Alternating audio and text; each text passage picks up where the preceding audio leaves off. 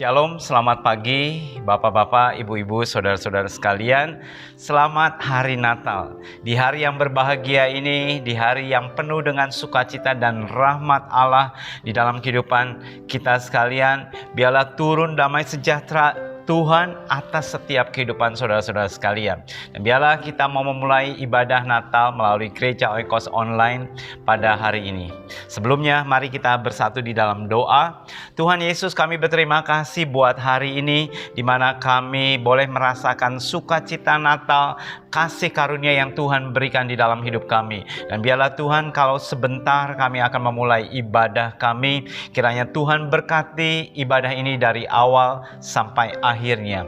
Terima kasih Tuhan, berbicara kepada setiap kami Tuhan, khususnya sampaikan pesan daripadamu Tuhan, dari isi hatimu Tuhan, kepada setiap orang yang hari ini mengikuti ibadah online Tuhan. Kami juga berdoa, biarlah kasih karunia Tuhan terus menyertai kami sekalian. Di dalam nama Tuhan Yesus. Amin. Amin. Mari kita nyanyikan satu pujian sebelum kita mendengarkan renungan Natal. Shalom Gereja Oikos Online. Hari ini kita masih ada dalam suasana Natal. Mari kita siapkan hati kita untuk kita menyembah Raja Yesus yang telah lahir di dunia. Amin.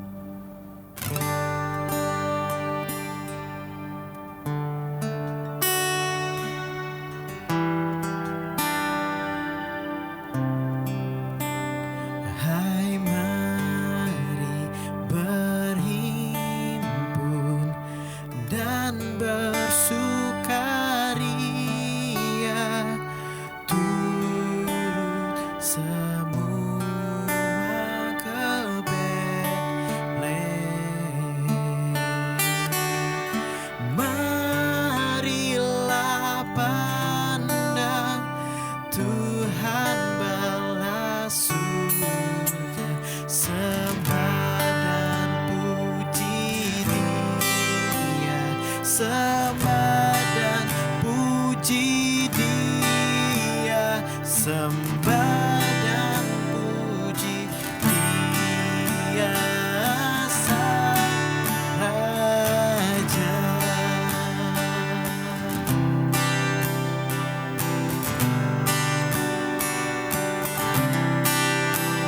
Bernyanyilah kamu, tentara malaikat,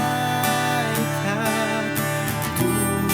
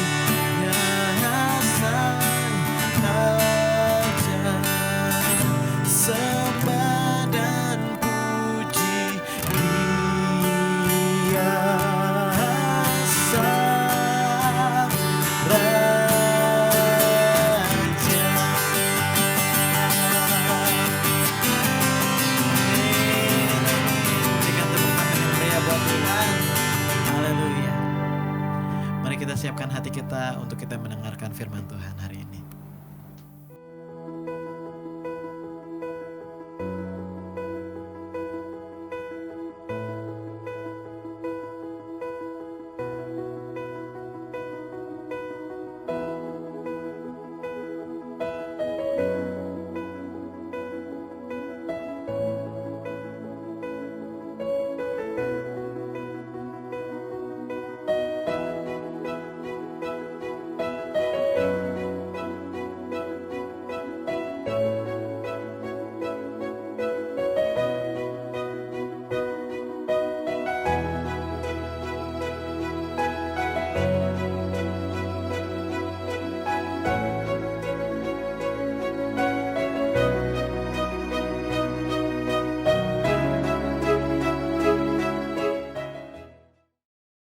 Natal tahun ini menjadi Natal yang berbeda dibandingkan dengan tahun-tahun sebelumnya.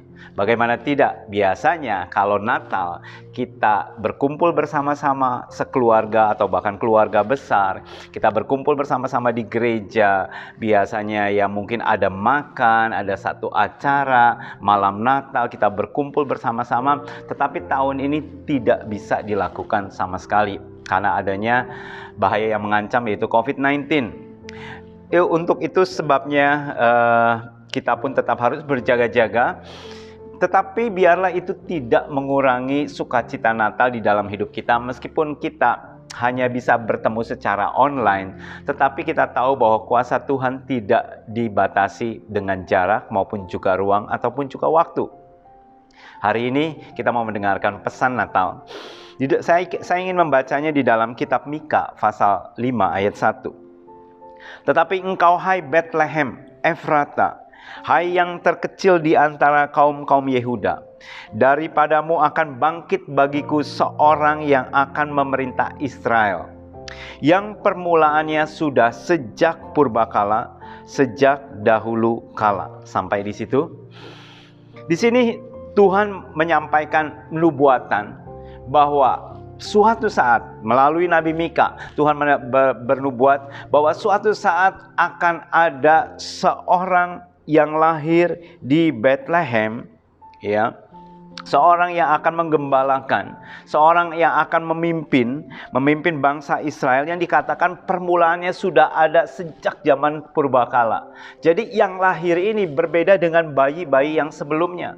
Bukan titisan, bukan reinkarnasi, tetapi keberadaan sang putra ini atau sang bayi ini sudah ada sejak purbakala atau sejak dahulu kala. Dan pribadi tersebut memilih untuk lahir di kota yang paling kecil, yaitu kota Bethlehem. Bethlehem, hai yang terkecil di antara kaum Yehuda. Tuhan memilih kota Bethlehem. Kenapa Tuhan memilih kota Bethlehem? Padahal kota Bethlehem itu kota yang terkecil, yang mungkin dikatakan pada saat zamannya Tuhan Yesus lahir, mungkin kota tersebut bukan kota yang terpandang, bukan kota yang terpenting, bukan kota perdagangan yang menghasilkan kota industri atau kota yang sibuk, bukan. Bethlehem dikatakan kota yang kecil yang mungkin sama sekali tidak dipandang sebelah mata oleh siapapun juga. Kenapa Tuhan Yesus memilih untuk lahir di Bethlehem? Kenapa Yesus tidak lahir di Yerusalem yang terkenal sebagai kota Raja Daud, kota yang dibangun oleh Raja Salomo yang sangat luar biasa, yang sangat megah sekali? Kenapa Yesus memilih di kota Bethlehem? Nah, Bethlehem sendiri kita menemukannya dari sejak zaman kitab Kejadian. Kejadian pasal 35 ayat 19 dikatakan bahwa Rahel, ibu daripada Yusuf dan Benyamin, itu dia mati atau meninggal dan dikuburkan di Bethlehem. Di situ kita menemukan kata Bethlehem di sana.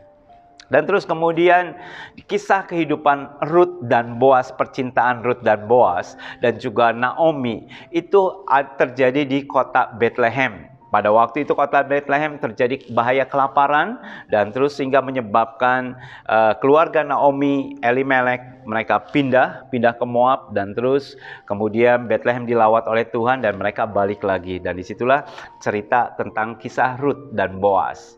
Dan terus kemudian kita menemukan juga bahwa Bethlehem adalah kota kelahiran daripada Raja Daud. Dan setelah itu Bethlehem tidak pernah terdengar lagi. Bahkan pada waktu Daud menjadi raja, waktu Salomo menjadi raja, Salomo tidak mengambil Bethlehem sebagai ibu kotanya atau menjadikan satu kota besar atau kota kedua setelah Yerusalem, tidak. Tapi Bethlehem tetap tidak terdengar sama sekali. Sampai di Mika pasal 5 ternyata Tuhan menentukan bahwa Bethlehem ini yang akan Tuhan pakai, bahwa akan ada seorang yang akan memerintah Israel.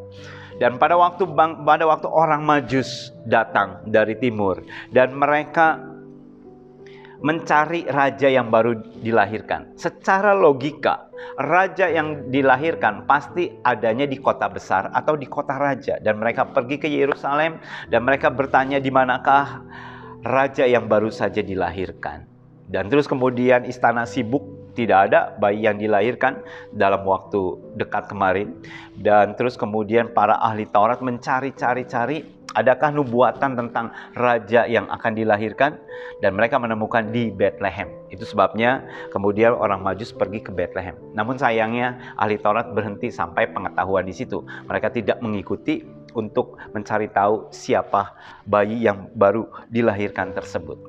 Bethlehem, satu kota yang dikatakan kota yang terkecil, paling kecil, bukan kota yang besar, bukan kota yang penting, tetapi di situ Tuhan memilih yang terkecil. Tuhan memilih yang terabaikan. Pada waktu Tuhan memilih Gideon, Tuhan pilih Gideon untuk menyelamatkan umatnya itu dari tekanan penjajahan dari suku Midian.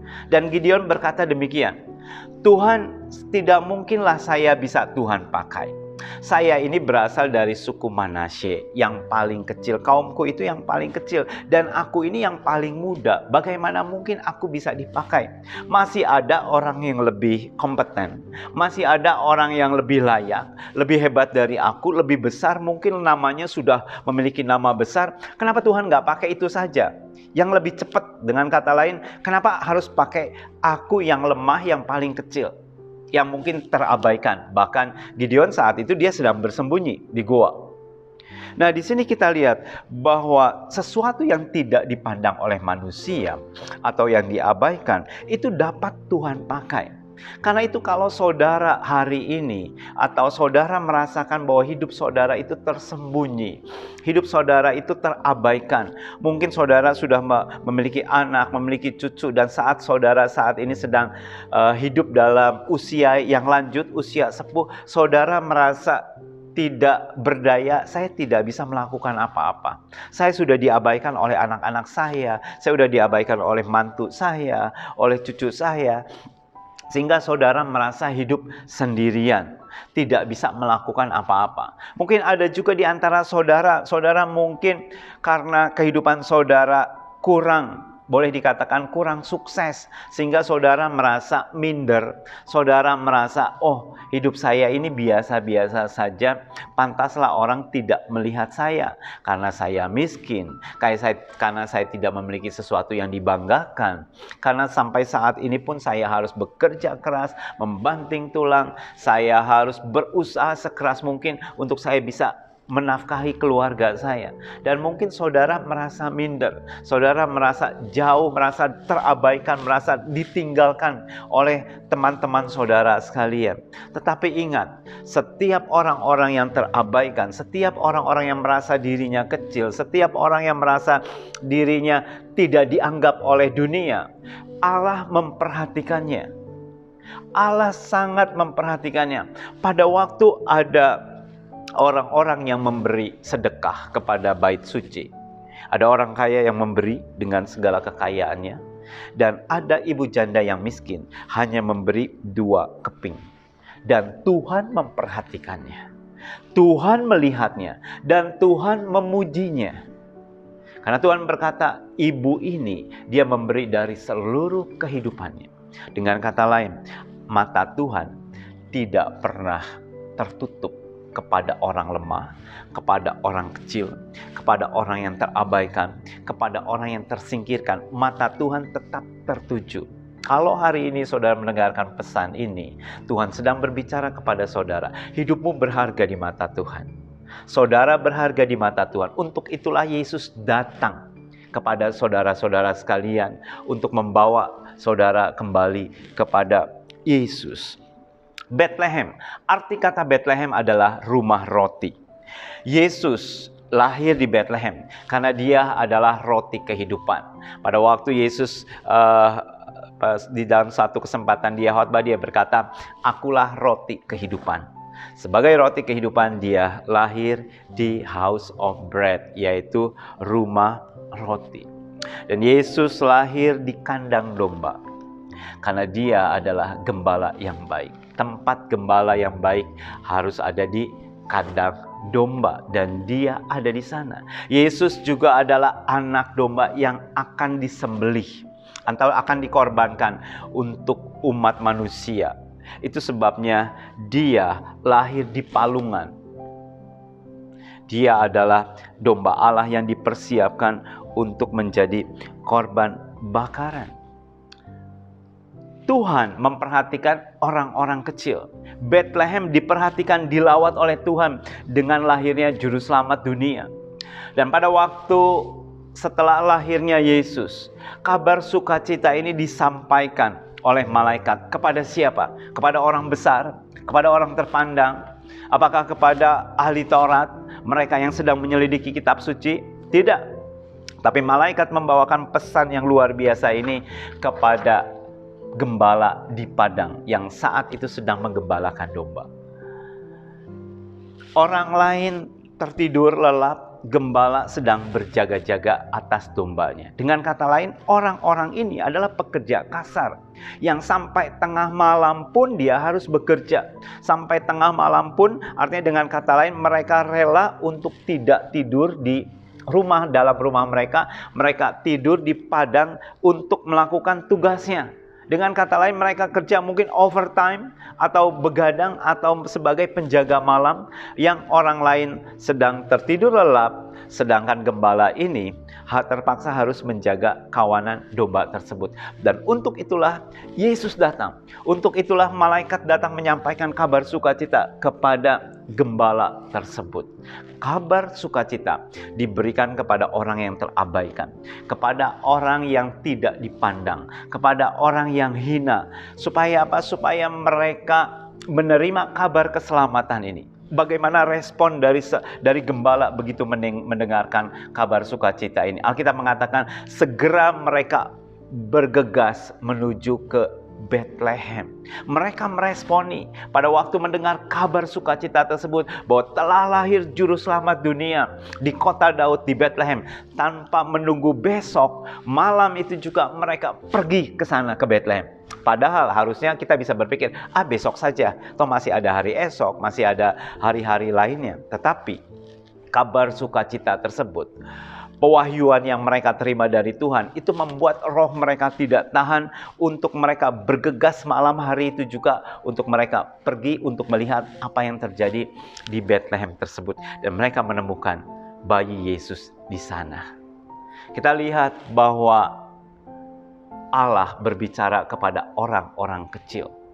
Apakah Allah berbicara juga kepada orang terpandang, kepada orang pintar, kepada orang-orang yang mungkin kalangan tinggi? Ya, Tuhan juga berbicara kepada mereka. Tuhan memanggil orang-orang Majus. Yang dikatakan orang-orang Majus ini mereka berasal dari timur. Kita tidak tahu timurnya itu sampai di mana. Tetapi kalau kita lihat bahasa Alkitab bicara tentang timur adalah tempat di mana banyak dosa. Maksudnya apa? Saudara perhatikan, pada waktu Adam dan Hawa jatuh ke dalam dosa, mereka diusir keluar dari Taman Eden. Dan dikatakan mereka diusir keluar menuju timur, sebelah timur Taman Eden. Jadi mereka melalui pintu timur mereka keluar karena sudah berdosa. Dan terus kemudian Kain setelah membunuh Habil, Kain pergi ke sebelah timur lagi. Jadi semakin jauh lagi daripada Taman Eden, semakin menjauh daripada Allah yang hidup. Babel itu ada di sebelah timur. Jadi dengan kata lain, timur adalah tempat di mana orang semakin lama semakin jauh menjauh daripada Tuhan. Dan Tuhan memanggil orang Majus yang berasal dari timur. Tuhan memanggil orang-orang berdosa. Tuhan memanggil orang-orang yang jauh dari Allah dengan caranya untuk kembali bertemu dengan Dia. Dan Tuhan memanggil orang Majus. Mereka meresponi dan mereka bergegas menuju ke Bethlehem. Dan mereka bertemu dengan bayi Yesus. Dan mereka mempersembahkan persembahan kepada Yesus. Yesus datang untuk semua. Yesus datang untuk orang-orang yang kecil. Yesus datang untuk orang-orang yang terpandang. Yesus datang untuk orang yang pintar. Yesus datang untuk orang yang bodoh. Yesus datang untuk orang yang merasa minder. Yesus datang untuk siapa saja, dari golongan mana saja. Yesus datang untuk semua. Hari ini, apa yang menjadi beban saudara? Biarlah hari ini menjadi sukacita kita di hadapan Tuhan, bahwa Tuhan memperhatikan siapapun juga. Kita bersyukur kepada Tuhan. Kita bersyukur kepada Allah yang hidup. Karena Dia menilik kita sekalian. Dia menilik umatnya, Dia menilik saudara dan saya. Dan biarlah di akhir daripada renungan ini, kita mau merenungkan melalui pujian. Blessed Assurance.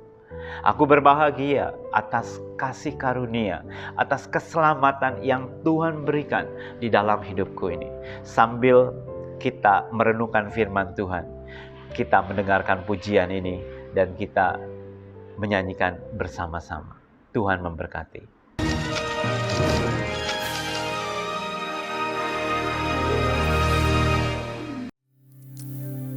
Shalom Gereja Oikos Online. Kita bersyukur kita ada di akhir tahun 2020.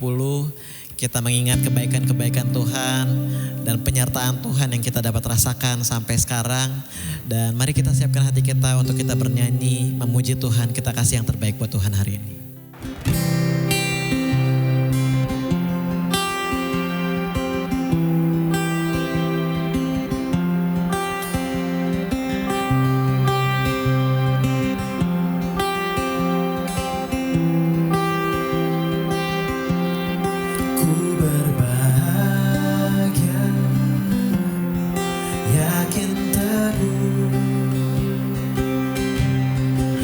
Yesus abadi kepunyaanku, aku warisnya, ku ditebus, ciptaan baru, Roh Kudus. Aku bahagia memuji Yesus selamanya. Dan aku bernyanyi bahagia memuji Yesus selamanya. Amin. Sing blessed assurance, blessed assurance, Jesus is mine. Oh, what a foretaste of glory divine, heir of salvation, purchase of God, born of His Spirit, washed in His blood. This is my story, this is my song, praising my Savior all the day long. And this is my story, whoa, is my song, praising my Savior all the day long. Aku bernyanyi bahagia, memuji Yesus selamanya. Aku bernyanyi, oh bahagia, memuji Yesus selamanya. Memuji Yesus, memuji Yesus selamanya. Memuji Yesus selamanya.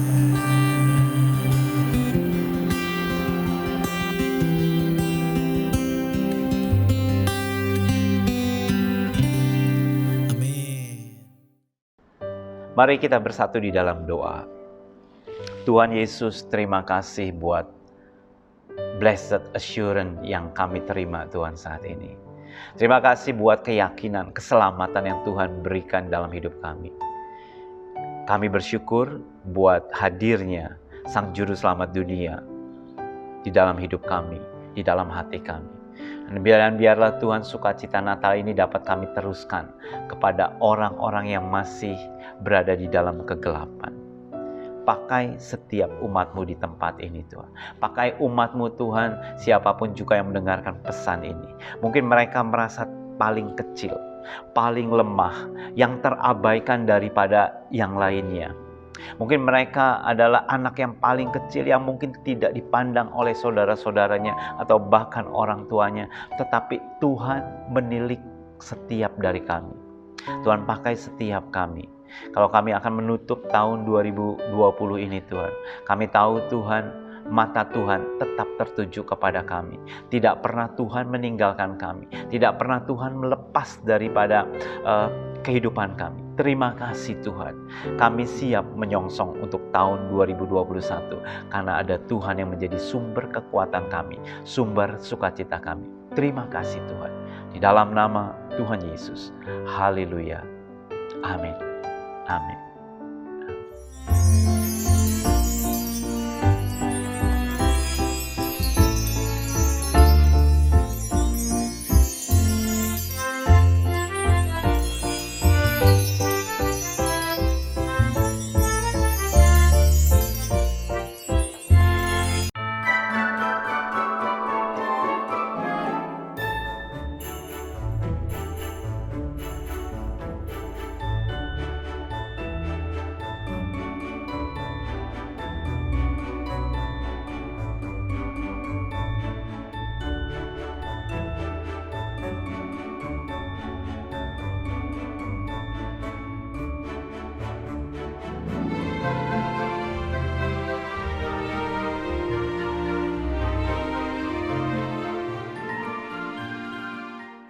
Shalom, Jemaat Gereja Oikos Online, saya Michelle dari salah satu tim pengembalaan Gereja Oikos Online mengucapkan Selamat Natal tahun 2020 dan Tahun Baru 2021. Semoga kasih, damai, dan sukacita Natal hadir di tengah-tengah kita. Tuhan Yesus memberkati. Shalom, saya Hizkia dari tim Gereja Oikos Online ingin mengucapkan Selamat Natal tahun 2020 dan Tahun Baru 2021. Harapan saya kita semua semakin intim dengan Tuhan dan berjalan serupa dengan Tuhan Yesus. Amin. Tuhan berkati. Shalom, saya Claudio Giovanni dari Gereja Oikos Online mengucapkan Merry Christmas and Happy New Year. Kiranya kasih karunia Natal dan damai sejahtera melingkupi kita semua. Tuhan memberkati. Saya dari Long, dari Gereja Oikos Perth. Nah, ini pemandangan kota Perth, Western Australia. Mengucapkan Selamat Hari Natal. Saya Karen Ong mengucapkan Selamat Tahun Baru. Tuhan Yesus memberkati. Shalom jemaat Gereja Oikos Online. Di sini saya Yakub Surya dan istri saya Yeni Agustina Sari. Kami ingin mengucapkan selamat Natal kepada saudara-saudara sekalian, khususnya saudara-saudara yang selama ini setia mengikuti ibadah di channel kami. Dan kami ingin menyampaikan satu pesan Natal yang kami dapatkan dari Tuhan untuk saudara-saudara sekalian. Saya bacakan ayatnya di dalam Lukas 2 ayat yang ke-10 dan yang ke-11. Lalu kata malaikat itu kepada mereka, "Jangan takut, sebab sesungguhnya aku memberitakan kepadamu kesukaan besar untuk seluruh bangsa.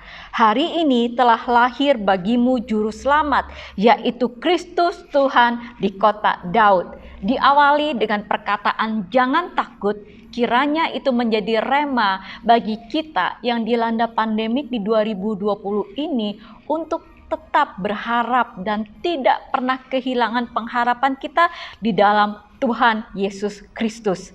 Dia yang menjanjikan kepada kita sebagai juru selamat dunia, Dia juga yang akan memegang perjanjiannya itu dengan setia. Hadapi 2020 dengan penuh syukur dan kemudian pandanglah 2021 dengan penuh optimisme, dengan penuh pengharapan.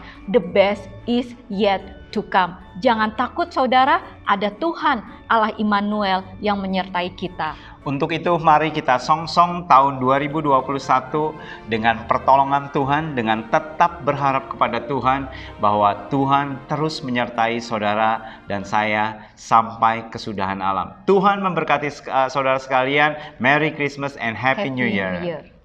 Di penghujung daripada ibadah Gereja Oikos Online ini, saya Yakub Surya mengucapkan sampai jumpa, selamat Hari Natal, dan selamat menyongsong tahun baru 2021. Sampai ketemu lagi. Tuhan memberkati saudara-saudara sekalian. God bless you.